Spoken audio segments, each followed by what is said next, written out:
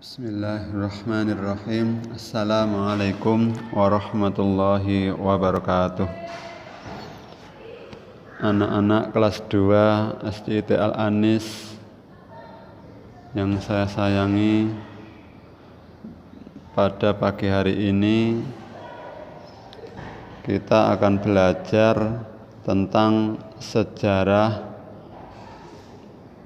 dan kebudayaan Islam atau SKI. Yang pertama, kita akan belajar tentang permulaan dakwah Nabi Muhammad sallallahu alaihi wasallam. Sebelumnya tentunya anak-anak sekalian kelas 2 masih ingat ketika pelajaran SKI kelas 1, apa itu nuzul Quran? Yaitu turunnya wahyu Al-Quran yang pertama kali. Kapan diperingatinya nuzul Quran? Kita peringati setiap tanggal 17 Ramadan, yaitu turunnya wahyu Al-Quran yang pertama kali, tanggal 17 Ramadan. Di mana Nabi Muhammad mendapatkan wahyu pertama? Di Gua Hira. Siapakah yang menyampaikan wahyu kepada Nabi Muhammad? Yaitu melalui malaikat Jibril. Dan surat apakah yang pertama kali diturunkan? Anak-anak masih ingat? Yaitu surat Al-Alaq, ayatnya 1 sampai 5. Ya. Coba diingat-ingat. Itu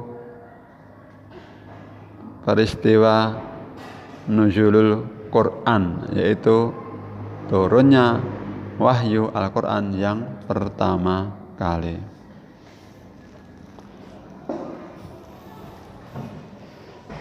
Selanjutnya anak-anak sekalian, apa kaitannya nuzul Quran dan permulaan dakwah Nabi? Tentunya sejak Nabi Muhammad menerima wahyu Al-Quran, Nabi Muhammad mempunyai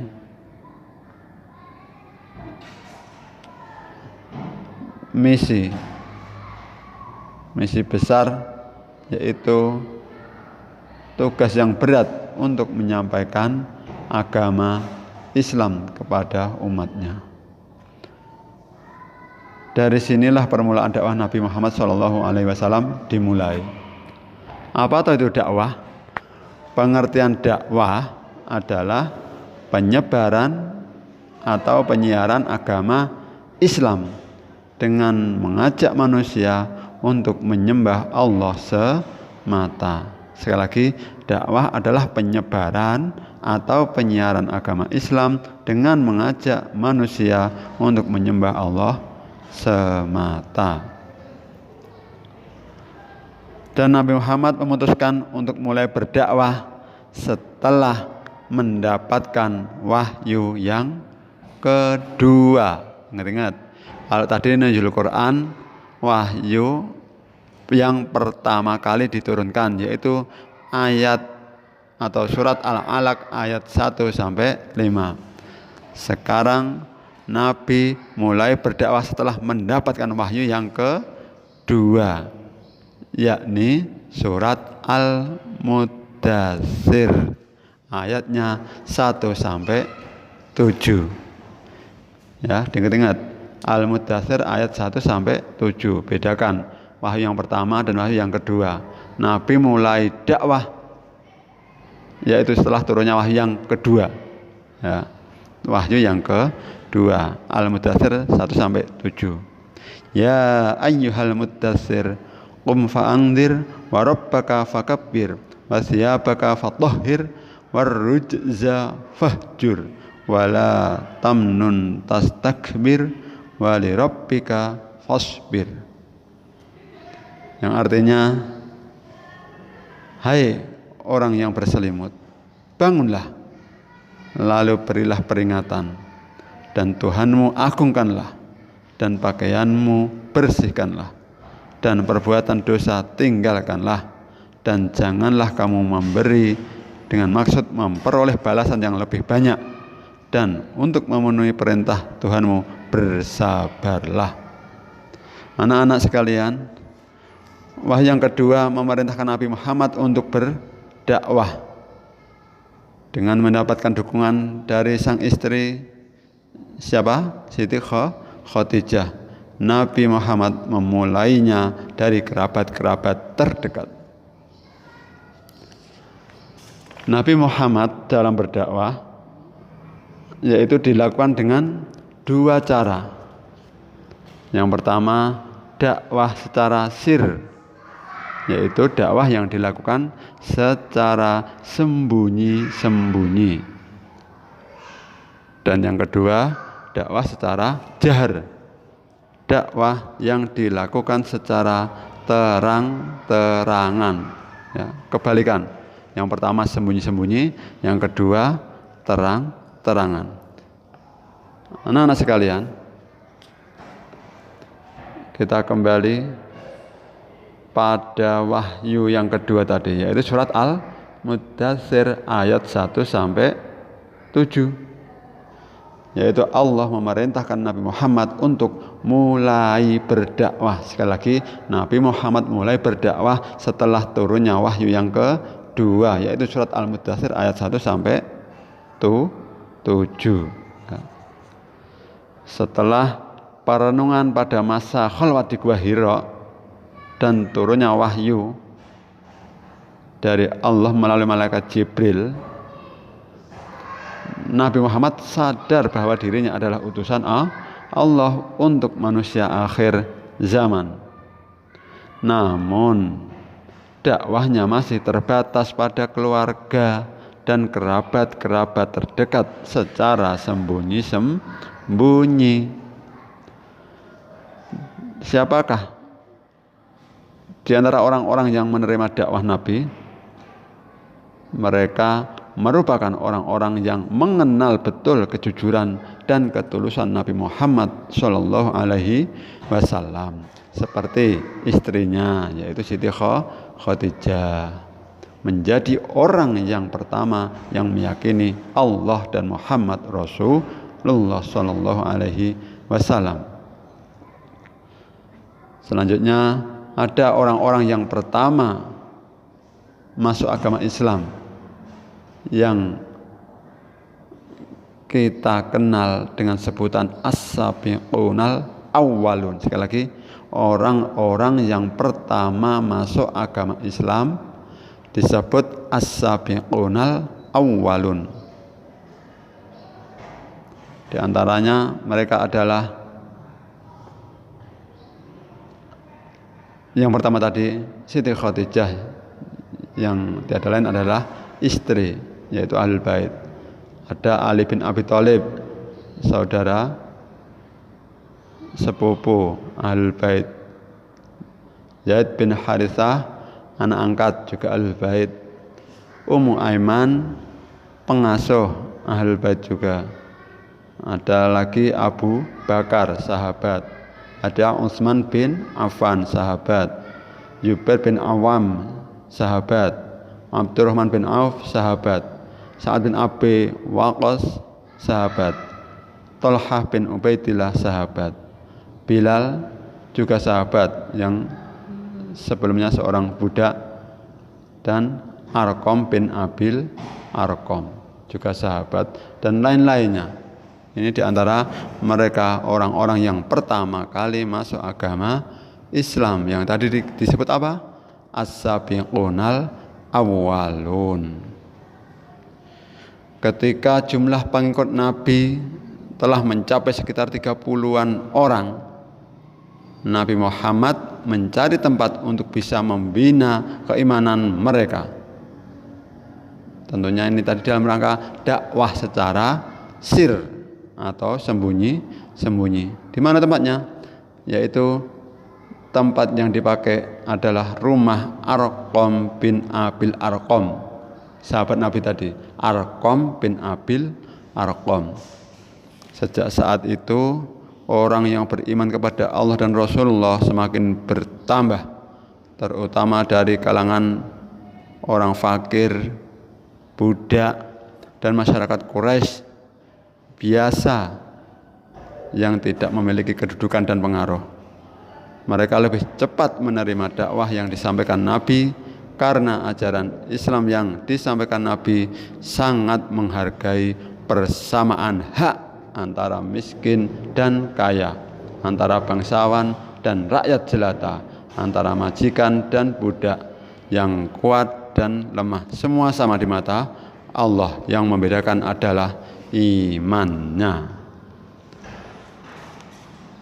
Dan dakwah Nabi secara sir atau secara sembunyi-sembunyi ini berlangsung selama kurang lebih 3 tahun. Anak-anak kelas 2, selanjutnya Nabi berdakwah secara terang-terangan atau jahar, ya. Dakwah secara jahar, dakwah yang dilakukan secara terang-terangan. Tentunya setelah Nabi berdakwah secara sembunyi-sembunyi tadi. Kapan Nabi melakukan dakwah secara terang-terangan? Allah akhirnya memerintahkan kepada Nabi Muhammad untuk berdakwah secara terbuka dan terang-terangan, yaitu setelah turunnya surat Al-Hijr ayat 94. Coba dibedakan. Tadi kalau wahyu yang pertama kali adalah surat Al-Alaq. Wahyu yang diturunkan pertama kali adalah surat Al-Alaq ayat 1 sampai 5. Yang kedua, wahyu yang kedua atau perintah Nabi untuk mulai berdakwah, ya, perintah mulai berdakwah, yaitu wahyu yang kedua, surat Al-Mudaththir ayat 1 sampai 7. Sekarang Nabi mulai berdakwah secara terang-terangan, ya, yaitu surat Al-Hijr ayat 94. Fasda' bima tu'maru wa a'rid 'anil musyrikin.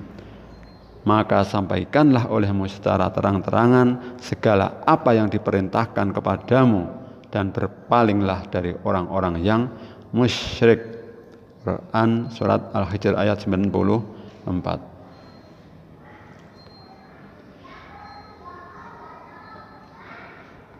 Langkah pertama yang dilakukan adalah mengundang kerabat dan beberapa orang terpandang dari suku Quraisy dalam jamuan makan. Itu langkah pertama yang dilakukan Nabi dalam rangka tadi apa? Dakwah secara terang-terangan. Beliau mengundang orang-orang terpandang, ya, dan beberapa kerabat dari suku Quraisy dalam jamuan makan. Dalam kesempatan itu Nabi Muhammad menyampaikan inti ajaran Islam agar manusia hanya menyembah kepada Allah Subhanahu wa Ta'ala dan tidak menyembah berhala dan benda lainnya. Akan tetapi kebanyakan orang yang hadir pada waktu itu menolak ajakan Nabi Muhammad SAW. Mereka menganggap bahwa ajaran tersebut bertentangan dengan ajaran nenek moyang mereka. Hanya sedikit yang menerima dan masuk Islam. Sebagian menolak dengan halus dan sebagian yang lain menolak dengan terang-terangan. Kadang Nabi Muhammad SAW berdakwah di depan orang banyak, namun justru mendapat cemoohan dari orang-orang yang mendengarkannya. Sejak saat itu Nabi Muhammad mendapat banyak tantangan, ya, ditentang. Namun hal tersebut tidak membuat hati Nabi menjadi takut dan putus asa. Beliau dan pengikutnya semakin bertekad untuk berjuang meski nyawa menjadi taruhannya. Semakin besar tantangan, ternyata semakin banyak orang yang memeluk agama Islam. Lalu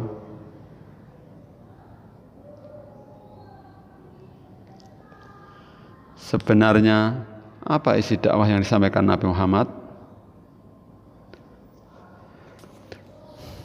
Isi ajaran dakwah yang disampaikan Nabi Muhammad, misi utama Nabi adalah memperbaiki akhlak manusia dan mengajak manusia untuk meninggalkan penyembahan kepada selain Allah. Ya. Itu misi utamanya, memperbaiki akhlak manusia. Innama bu'itsu liutammima makarimal akhlak. Memperbaiki akhlak dan mengajak manusia untuk meninggalkan penyembahan kepada selain Allah.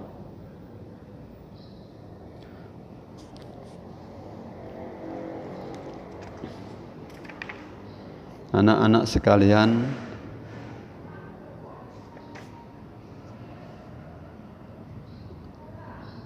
untuk materi permulaan dakwah